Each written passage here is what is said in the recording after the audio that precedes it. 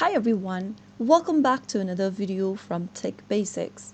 In this video, I'll be guiding you through how to log into Jet mortgage account. So without wasting much of our time, let's dive into the video.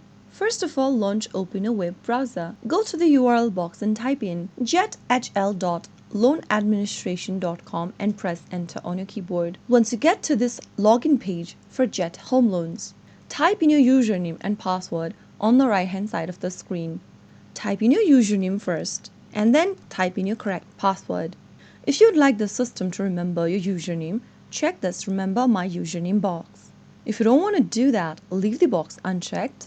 Now click on I agree box at the bottom and click on Login to log in and access your Jet mortgage account. You will now be able to view your account details, make a payment, check your balance, and much more.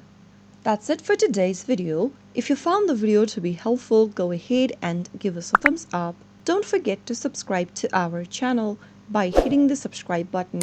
Press the notification bell so that you'll never miss another upcoming upload from us. I will be back again in the next video. Thank you for watching.